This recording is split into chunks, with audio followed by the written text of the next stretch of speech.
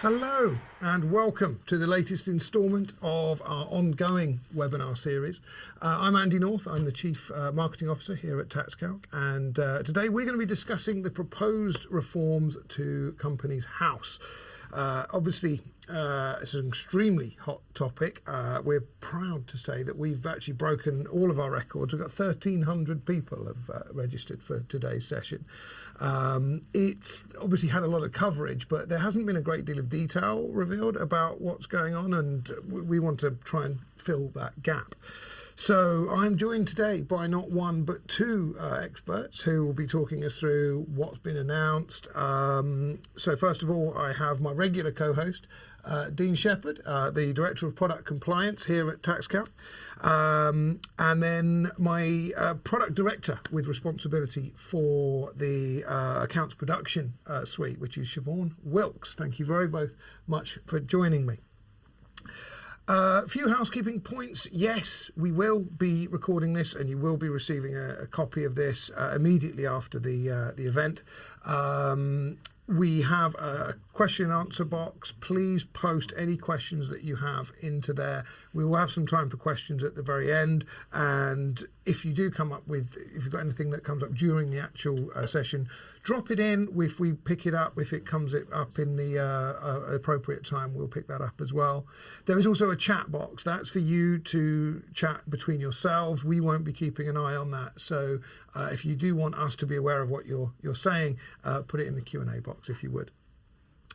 So coming up, Siobhan is going to be taking us through some key features of the accounts production tool, particularly how it's going to be handling the changes that are coming up in the proposed changes. But first of all, Dean, can you give us an overview of what's been proposed and what that's going to mean for the accountants in practice? Yeah, sure, Andy. So this all kind of kicked off 3 or 4 years ago now with a series of consultations about corporate transparency and register reform. So the first of those was in 2019. That raised lots of questions. So there were 3 further consultations on items, more specific items to discuss, and all the results of that consultation process found its way into a white paper that was published by Department for Business, Energy and Industrial Strategy, and that was about 6 weeks ago.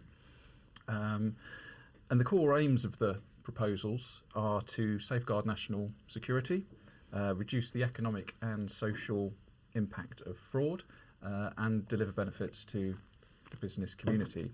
But the government has made it clear that they want Companies House to not just be a passive receiver of information, but a gatekeeper to the formation of companies and the setup of companies, and also the custodian for financial information and making that available to the business community. Right. So what does that mean in practice? What's actually going to happen, particularly to our customers? Well, across the white paper as a whole, there were 58 proposals altogether across 9 different subject areas. So we haven't got time really to go through each of those in detail. So we've kind of cherry-picked the big ones that are really going to impact accountants and their clients. And I think looking through the white paper, there's probably no item more impactful than the requirement that's in there for all entity types to submit their profit and loss account to Companies House and therefore have that profit and loss account on the public register. And that is for small companies, micro companies. All entities basically will have to file their profit and loss account. Okay, so a great deal more transparency for anyone who's working with or buying from or looking to trade with businesses. That sounds like a good thing, or are you not convinced of that? I'm a little bit on the fence, Andy. I must admit, when I first read it, I really wasn't impressed with the suggestion that micro entities should be putting their turnover on the public record. I mean, if you think about the types of companies that are micro entities, we're talking about your local plumber, electrician. Is it really in the public interest for those small businesses to be putting their turnover, gross profit, how much tax they're paying on the public record each year for the benefit of being able to operate as a limited company. I think my initial reaction was it sounds quite anti-competitive. I always thought that was the main reason why small companies didn't have to file their profit and loss account, so that potential customers, prospects don't have access to that information that can give them the upper hand in negotiations. I mean, if you're engaging the services of a very small company or a company in the opening years of its business, and you know that your contract is 30, 40, 50% of that small company's turnover, then that gives you the real upper hand in negotiations, and you can wield kind of control over the small company that you otherwise wouldn't necessarily have. So I don't quite understand it being on the public interest. It's you could class it as a cost of being a limited company and just sort of adding it to that. Yeah, absolutely. I mean, you're going to factor it into your decision now to determine whether your client should incorporate or not. I can't let a webinar go by without bringing MTD for income tax into the conversation, Andy, even though I didn't forewarn you that was going to happen. But I'd be considering I'd be considering incorporating some of my clients that perhaps on the border to defer them having to be part of MTD for income tax. Now, this having to disclose your P&L publicly for all to see, well, that's a factor in the opposite direction now. But there were other reasons why we had the option to abridge and fillet accounts. Siobhan, what's your take? Yeah, I mean, obviously, they brought in the micro-entity regime quite a few years ago now, and to try and simplify the regime sort of for the smaller type of companies. They didn't need that information, obviously, as the basis for that standard. So now that seems to be a complete sort of U-turn on that, in effect. They're wanting the consistent information to be received from all the different types of company sizes. So submitting the profit and loss enables that, so that they don't have as many exemptions and that they are comparable. So obviously Companies House are trying to get all of that information so that it's possible to be transparent and comparable, but it does place an extra burden onto the micro entities to submit that information and to have accountants to prepare really and to be able to do that. I mean, part of me quite likes the idea of having that information available and at my fingertips. My background's in tax, and the first thing I was taught when working in tax is that you need to get your nose in to everybody else's business, because across the practice there's going to be information about the client whose tax return you're doing that isn't nicely on the file in front of you. It'll be on someone else's desk in their notes. It'll be in a variety of different files. So you need to be nosy and get stuck into everyone's businesses if you're going to make sure that you're getting that tax return right. So I do quite like the idea of the availability of that data to do things with, but at the same time, do I want all my competitors to know my turnover, gross profit of my practice? Do I want all my team to know the turnover, gross profit, net profit of my practice? I'm not sure. I'm not sure whether I would incorporate my practice or disincorporate the practice. It might lead to a lot of disincorporation. Yeah. So there's a lot of different angles here, and I think this is quite fascinating. So apart from, we wanted to run a poll. I was going to ask what has Dean got to hide as the title for this poll, but I think we're going to go with how do you all feel about this requirement for all companies, regardless of size, to submit their P&L to the public record. Dean, if you can go live. Okay. Just made that poll live, so that should be coming up on your screens now. If you can't, if you don't see the poll come up immediately on the screens, then you do have a polls section in the bottom right of the console there. So if you click on that, then you should see the poll live and be able to answer that. So we're looking for excellent news, if you're really keen, if you're generally positive, or you're like Dean and outraged. He's not really outraged. Yeah, so lots of votes coming in there. We'll let that run for a few more seconds there. I have to say, it's skewing very heavily towards the I have my doubts. Is it really in the public interest end of things? Not so many people taking your stance, Andy, about having free access to all the data. Not so many. Okay. Are you ready to close that out? Yeah, I think that's good. Yeah, so we've had almost 80% have their doubts not really being in the public interest. I think we could have had a sterner response to that. Yeah.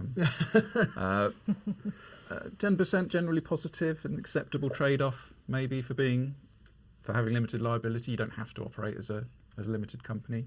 You can operate as a sole trader or partnership and not have to disclose your P&L.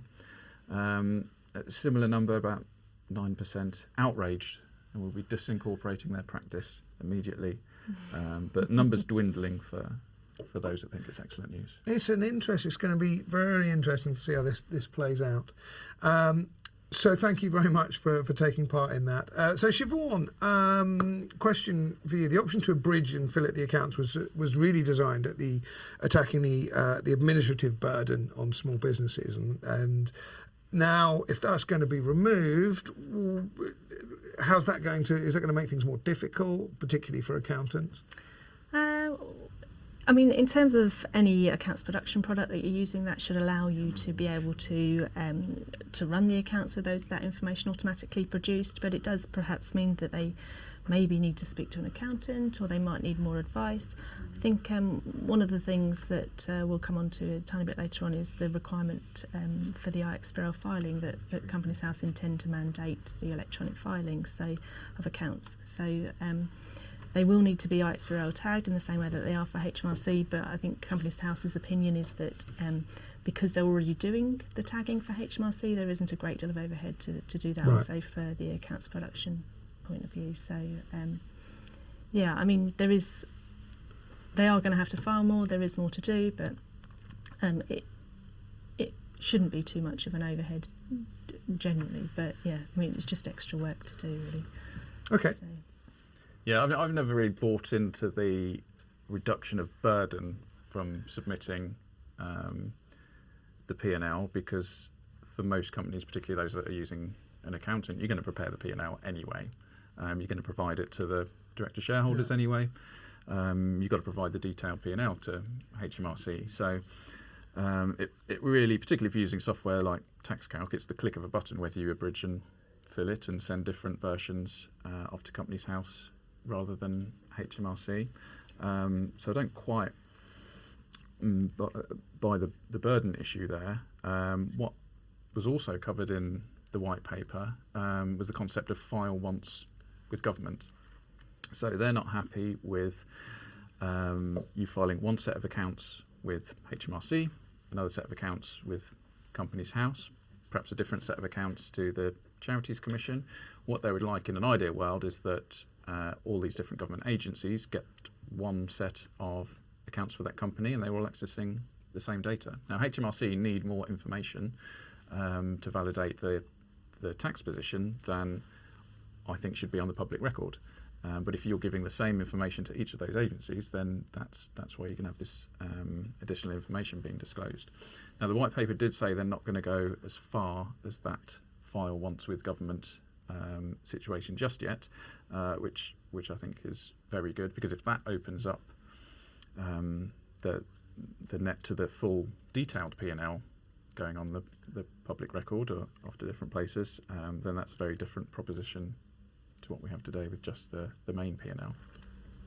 Yeah, a lot of HMRC's information is obviously not available to the public. It's all stored, it's very protected, whereas obviously anything that is submitted to Companies House is available for public consumption. That's the whole basis behind being a limited company, that you need to be able to expose that information to get that limited liability. So, the electronic submission, the file once with government and the electronic submission, that there's obviously there's a lot of things that have to be done in preparation for that and leading up to that. And I think some of the things we're seeing in the reform do set the path to enable that, but they're not quite there yet, I don't think, to actually force that issue right now.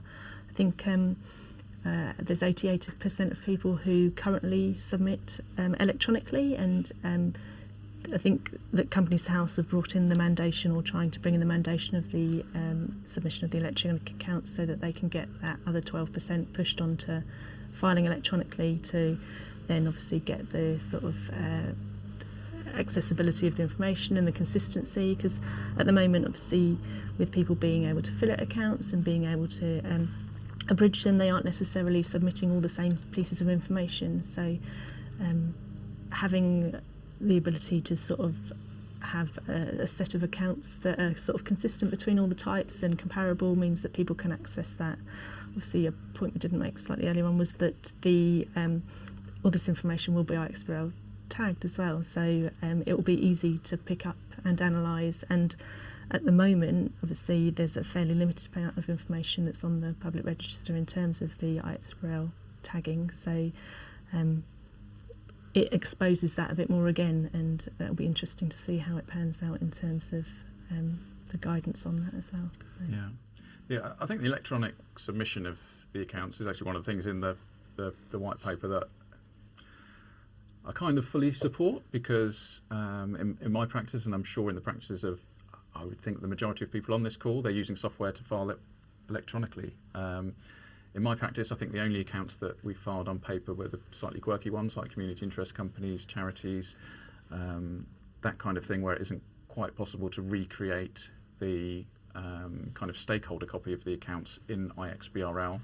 And lots of people like charities that provide a lot of extra information within their accounts to show what they've been doing over the year want that version of the accounts on the public record, so they'll file on paper. I have worked with a very large firm of accountants in the past that actually chose to file every single set of accounts on paper just to ensure that it was always the signed copy of the accounts that went into Companies House, because they didn't want the risk of any changes happening in the software prior to it being submitted that could result in an incorrect version of the accounts going on the public record, particularly as it's not easy to correct a set of accounts that have gone on the record. So they just mandated across their whole practice, and we're talking a top 20 firm here, that every single set of accounts would be filed on paper. So they probably make up a chunk of that 12% that don't currently file electronically. And the reform did say in the actual content that Companies House did do some analysis, and it did seem to be the larger companies who weren't doing it. So I wonder whether they don't want to provide also any information that they don't need to in terms of the tagging, and obviously process-wise, if you're saying that's what they want to do, to be confident that they're doing the same thing between signing and delivering the accounts. And I'm not wanting to bring up MTD for ITSA again. I can't help yourself, Andy, but it's that whole kind of mandation point that gets me. Like, it still isn't mandatory to file your tax return electronically, but most people do. It's not mandatory to file your accounts electronically, but most people do. So if there is a genuine benefit, people will do it. With MTD for ITSA, people are struggling to see the benefits. They wouldn't otherwise choose to file that information quarterly. And I think with this, huge numbers are filing electronically, and that 88% number is going up. I think the pandemic's probably had an impact on that as well. So although I don't object to it being mandatory, I'm not sure why there is a drive for it. I think it's more about getting, like Siobhan said, getting the data. Because if you're submitting an IXBRL format, then you can easily do interesting things with the data, whereas if you're submitting on paper, it's just getting scanned in and put on the record. So kind of electronic way of accessing the data.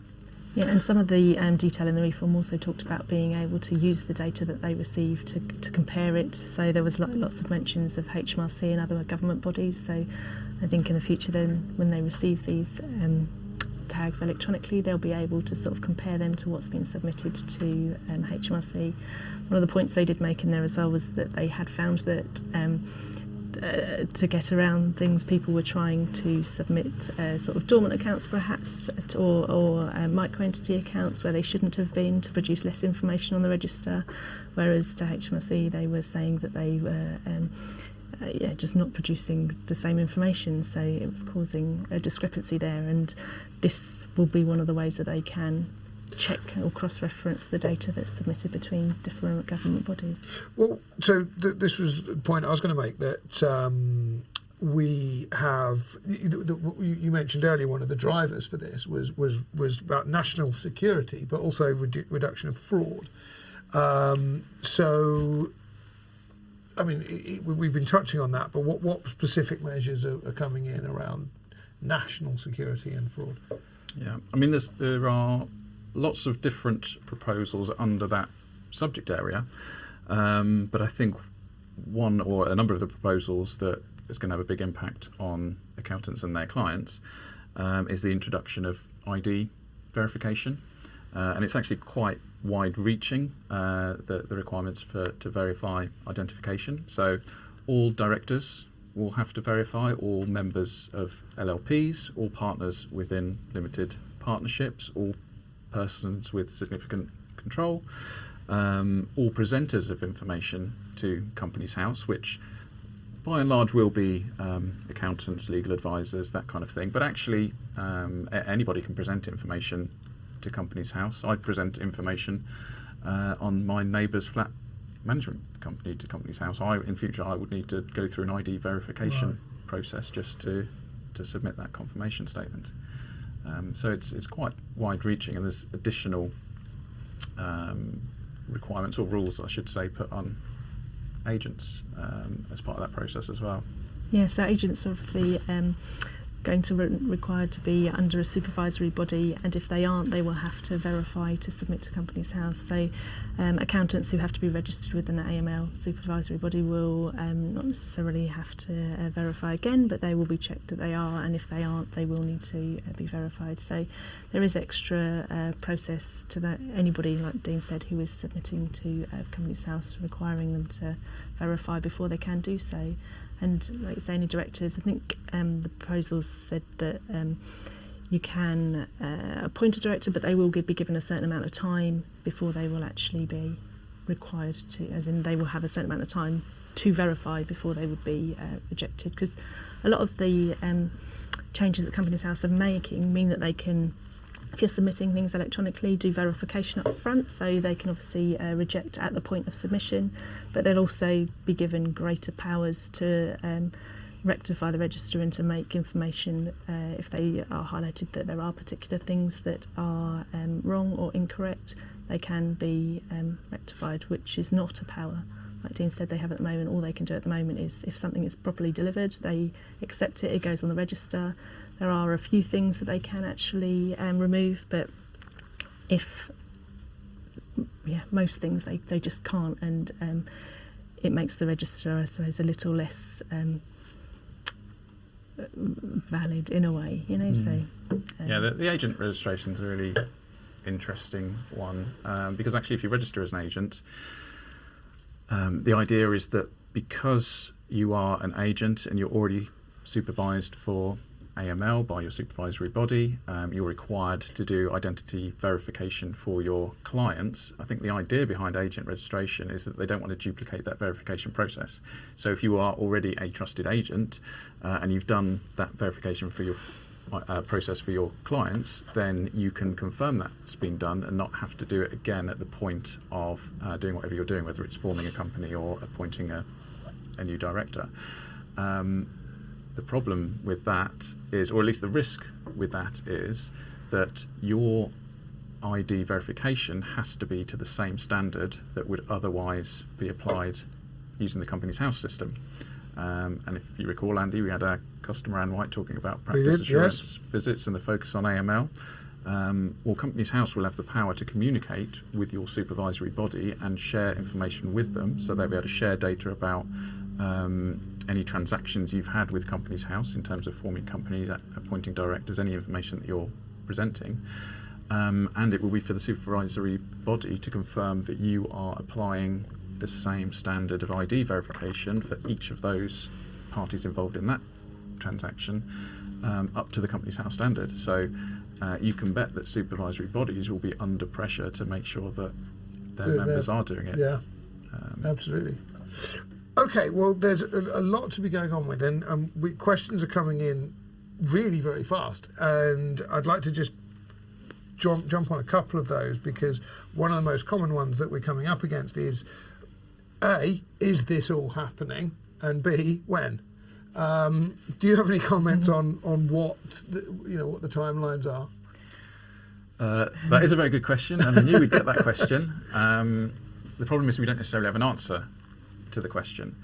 So I've spoken to a couple of people who are much closer to these things than I, and they suggest that a lot of these changes are going to come in within 12 to 18 months, because we're not in the consultation process anymore. That was quite extensive. And actually it was quite some time ago now. It took them a long time to put this white paper together and release it to the public. So this isn't kind of a document that's up for discussion. This is what the government proposes to do. So I've been told, although we don't have dates yet, they will be forthcoming, and they'll happen quite quickly. Yeah, and I think that the reform sort of suggests that obviously this is pre-legislation sort of white paper. So and reading between the lines and looking around at the sort of investments and amounts that they've put into this over the years, they're investing heavily this year and next year, and they've said that they've got fundamental changes to make within Companies House in order to facilitate some of the changes. So I presume that will be happening now for later to implement some of the changes. I think though, Dean, one thing I'd said earlier on was that one of the specific changes for the mandation of the electronic submission of accounts, that I don't think there's really anything that they need to do to set that up anymore. I think they've been making some changes to what can be submitted over the past couple of years. Like recently they allowed for the accounts to be submitted that have needed to be rectified. So they have been preparing for this, I think, and coming to now, I think that there are no changes they need to make to be able to accept them electronically. So I think that probably is something they will do fairly soon, and then the rest of the stuff, which takes a bit of time to prepare for, they will take a little bit longer to do. But the Companies House's sort of objective for the between 2020 and 2025 is to become fully electronic in that time. So okay. I think that, like Dean says, 12 to 18 months for some changes. Obviously they need to give people a bit of time to accommodate for the changes and to change their processes, but I think this is fairly... Yeah, so, yeah. I think we, unless people put up significant arguments, I think we'll see them all in by 2025 at the latest. They've been given the funding to do so. They've already been, it's already been approved that the Companies House will have £63 million over the next 3 years to deliver these reforms. So I think we'll see draft legislation come out quite quickly, and more guidance about when things are going to happen. So the question, will this happen? Yes. The question, when? Soon. I think that if that's sufficient for you. Sorry, we can't be more specific. Okay, so before we move on, were there any other key bits that you would want to highlight? Yeah, there was a couple of interesting things in the reform. One that caught my eye is the ability to suppress historical information on the public record, particularly where there's a risk of identity theft from that information. So historically you would have submitted dates of birth for directors, what their occupation is, their home address is. If you're submitting forms on paper, then they could well have the director's signature on them. So Companies House want the option for people to be able to remove that information from the public record to avoid risk of identity theft. So I think that's quite a good measure, and we'd hope to see that one come in pretty quickly, I think.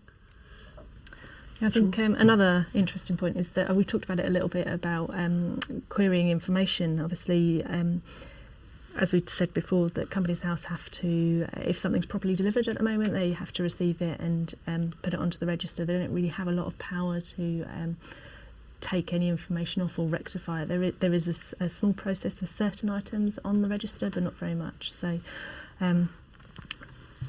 they'll be able to, as part of the reforms, make changes to things that they think are not correct, or query them, and there'll be sort of they've suggested there'll be a risk-based approach to this, and that people can highlight sort of if there's a, I suppose they'll do more verification, like we talked about earlier on as well, between different government bodies, and seeing whether there is a reason that something's not correct or needs to be updated, and they'll have a lot more power, so that the information that on the register will be more accurate and current, and it'll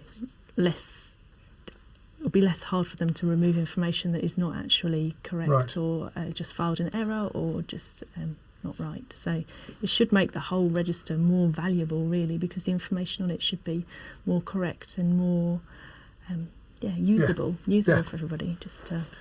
Absolutely. And then there was corporate directors you wanted to bring up. Yeah, so there's some interesting restrictions on the use of corporate directors now. That had its own independent consultation on the use of corporate directors, because I think the government wanted to remove the use of them entirely, but actually there's lots of practical reasons why you would have a corporate director, particularly if you've got one company that's investing in another, and you have a right to have representation on the board.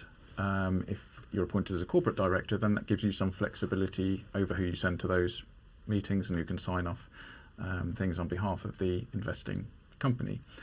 If you don't allow corporate directorships, then you're going to have a named director each time, which could create quite an administrative burden. You could be forever appointing and rescinding directorships, just so that you're represented on the board with the person of choice. So I guess the main thing that they're introducing is that, yes, you can have a corporate director, but if you do, that company has to only have natural persons as directors of its own company. And I get why they want to do it, and I think it will be effective. They're trying to prevent people hiding behind layers and layers of corporate directorship, so you don't really know who's really running the company. Right. So I think there's a very genuine reason for doing it, although in the back of my mind, I always think measures like this are going to impact the people that have a legitimate reason quite heavily, and the people that are trying to hide who's really running the company will have other ways of hiding that true ownership and control. But I think this one's going to be with us, and I guess there will have to be a certain transition period for people to sort out their corporate structures so that that's not the case. And that applies to overseas entities as well. So actually, if you're a subsidiary of an overseas group, it's quite likely that you'll have the overseas holding company as your corporate director. That will have to be unravelled. There's no kind of way out for overseas entities. Right. Okay, so that's going to be interesting. Also, there was you wanted to bring up about changes to the accounting dates as well. Yeah, this was quite an interesting one in there. I didn't kind of delve into the reasons for it particularly, but it did catch my eye. So it's always been the case that you've only been allowed to extend a company's accounting reference date once every 5 years, unless you've got a legitimate business reason for doing so. But they're also introducing the fact that you are only going to be able to shorten the accounting reference date once every 5 years, unless you have a legitimate business reason to do so. So that might have a very practical implication for a lot of companies. I know in my practice, pretty much every company I formed, unless I happened to form it on the last day of the month, I would shorten the accounting period by those few overlapping days, so that I didn't have a long accounting period in the first year. I'd rather have an 11.5 month accounting period than a 12.5 one. And I always used to shorten rather than extend, because I knew I had more flexibility with shortening accounting periods. So I think when this one comes into effect, which there doesn't seem to be any reason why they can't enact this one quite quickly, it might give you something extra to think about when you're forming a company for the first time. Yeah. And if you're deciding that you want to make any change to the accounting reference date, you could be stuck with that for quite some time. So it was an interesting one that was thrown in there. Again, I'm not entirely sure what the purpose of it was, but I'm sure we'll see that one quite quickly. Fantastic. Okay. Well, look, thank you very much, both of you, for that fascinating discussion. We've got a lot of questions, but what I'd like to do is perhaps get to part 2 of the webinar today, where we're going to be looking at TaxCalc's accounts production tool, and really with a focus on some of the changes, but also some of the pieces that you may not be familiar with. So before we do that, I'd be very interested to know what software the viewers here are using to do their accounts production within your own practices. So Dean, if you wouldn't mind pressing go on the poll. Okay, that should be coming up live now. Again, if it hasn't popped up in at the centre of your screens, then just go to the little polls section to reveal our next poll. It's quite an extensive one. I'm expecting quite a mix of answers to this one, but really we want to gauge how many people are currently using TaxCalc Accounts Production as Siobhan demonstrates the software, and how many people are using other things. Now, it's not an exhaustive list. There may be systems on there that aren't on the list that you are using. If you would do that, then if you just put it into the chat, we can take a look at that later. That would be fantastic. Okay, how are we doing for numbers? That's a very good question, Andy. I cannot get the results up on my screen, so we are somewhat in the dark with that, but you can probably get that up. There we go. Oh, there you go. Okay, so that's good. We've got over half attendees on the line currently using TaxCalc Accounts Production, which is great. So, It's a good percentage of people. okay, so should we close that out? Yes, obviously anybody who has any sort of accounts production software would be okay in terms of any sort of electronic sort of iXBRL and mandation changes. So that's really good from that perspective. So should I?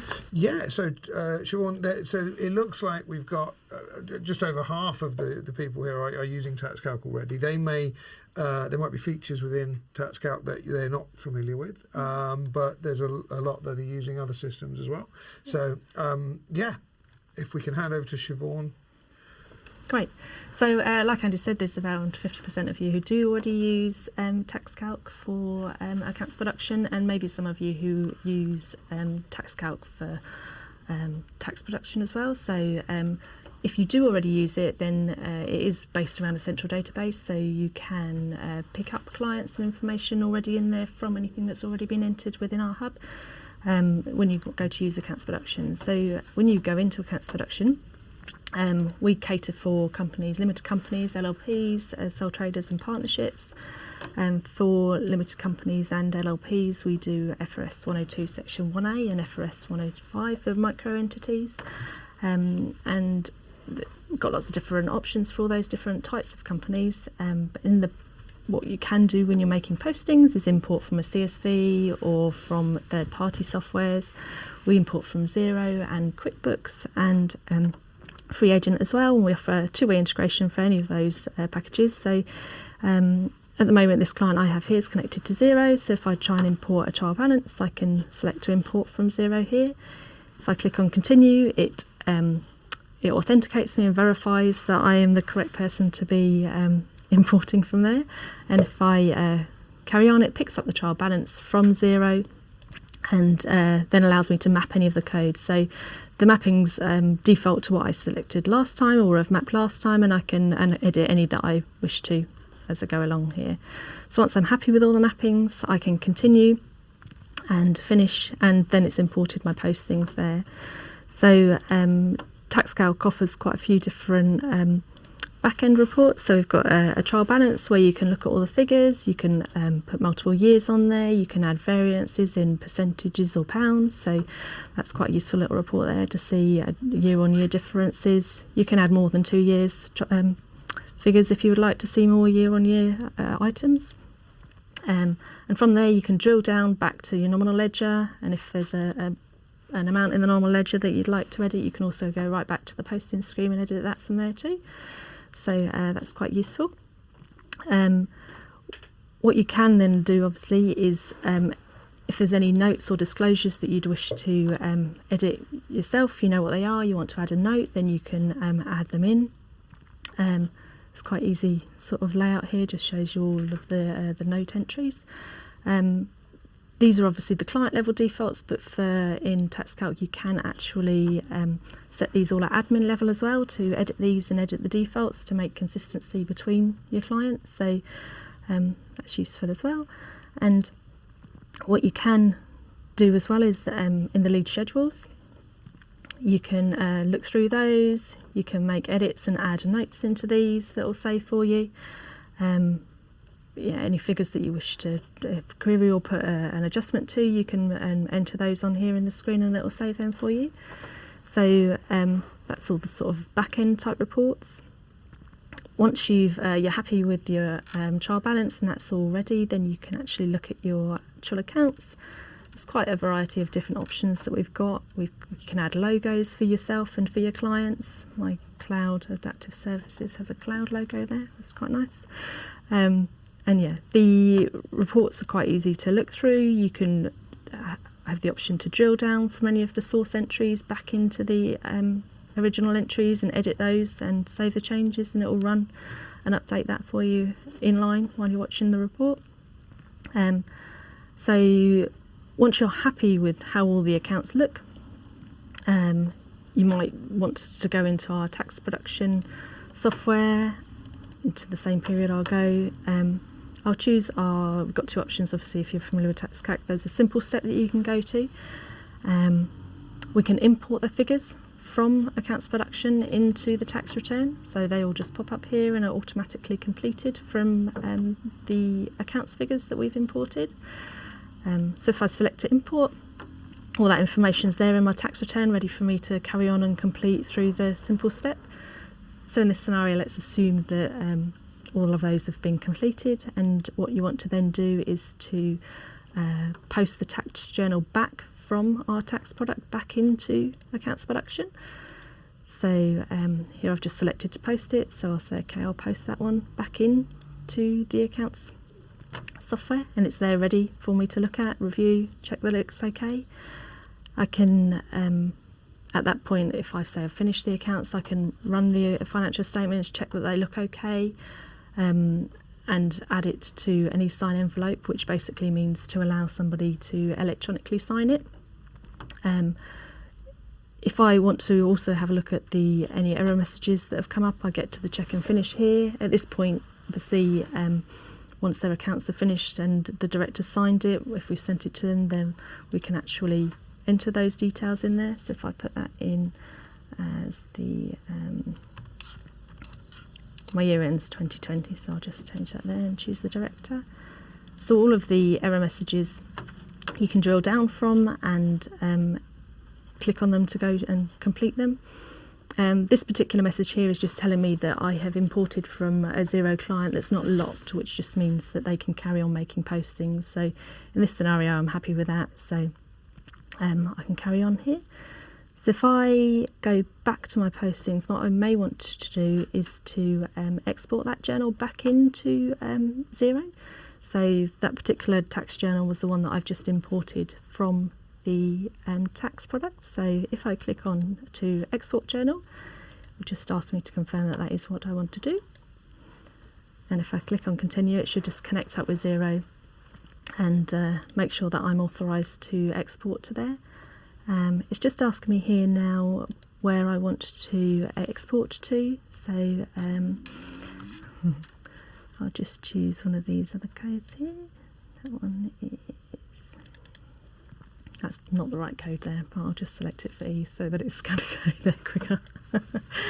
If I click on that and finish, it should just post the journal back to Xero for me. So that's the sort of quick whistle-stop tour through accounts production, making postings from the different bookkeeping providers, importing, creating the accounts, the data entry that you can do, and obviously the integration there with our tax products and the import and export back and forth between the two different products there. So from an iXBRL perspective, we automatically tag all of the figures that are shown in the financial statements, so that all happens automatically. So there's no concern there really over any extra overhead for having to do that within your practice from a TaxCalc perspective. And if Companies House do mandate it, we obviously mandate the sort of submission of accounts. We do allow for the accounts to be automatically filed to Companies House, so that's through their gateway, and obviously we'll store any responses that are received back and whether they're accepted or rejected in the software too. So any accounts production tool will help with the mandation of the electronic filing and any other changes that Companies House bring in. But hopefully those of you, 50% of you who are using tax calc accounts production will have an easy ride on this, because we'll do as much as we can to make sure that it's easy for you to achieve. Fantastic. Thank you very much, Siobhan. Hope you enjoyed that. Hope that was useful to you, whether you're a user of TaxCalc accounts production or considering it. So we do have a lot of questions that have come in over this hour, and we have a few minutes at the end to address those. I'm going to address the one again about when and if. Yes, if it is going to happen. When, we don't know. But we had so many questions, I thought it was probably worth addressing twice. Dean, are there any particular questions that you wanted to pick up? Yeah, there's some interesting ones here for people asking whether TaxCalc's AML module will deliver sufficient evidence of ID to satisfy the requirements. Yes, it will. You can either use AML Centre if you want the full AML experience within TaxCalc, or you can, without AML Centre, do ID verification checks using a third-party tool to do so within TaxCalc. And yes, that will satisfy the same requirements that Companies House will have for verification. We did have a question actually about whether it would be a requirement to verify historical directors of companies. Yes, if they're still directors, so not historic in the sense they're no longer a company director, that won't be a requirement, but all existing directors, members, persons with significant control will have to go through an ID verification process. And I think, as Siobhan mentioned earlier, there will be a transition period for kind of getting everybody historically up to date that will probably follow on from the requirement for all new formations, new appointments to go through that ID verification process. So Sue Hitchcock's question about incorporating a company, we will, as agents, be able to submit the ID documents that they already have. Is that? Yeah, I think Companies House intention is to verify down a slightly different route, to sort of make a login where people can verify. So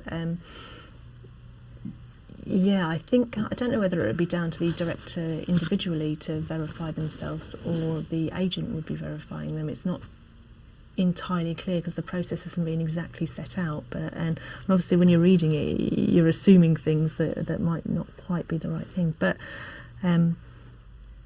yeah, I don't know if there will be an agent path to authorising the directors, or if the individuals will need to do that themselves. The reform did talk about making sure that they only verify an individual once, so there will be connections between the directorships that they have and any information that's stored. But yeah, hopefully there will be an easy agent route to do that if you have directors or people that are not necessarily that au fait with you know, having to do that type of thing. I did see a little kind of flow chart that they had for the director's own, you know, if you're verifying yourself as a director member, whatever you might be, where I think they suggested it would be using facial recognition. You'd snap a picture of yourself, upload it, and then the software that I believe is as yet unbuilt will compare that against the identification document that you upload, whether that's passport, driving licence, whatever it might be.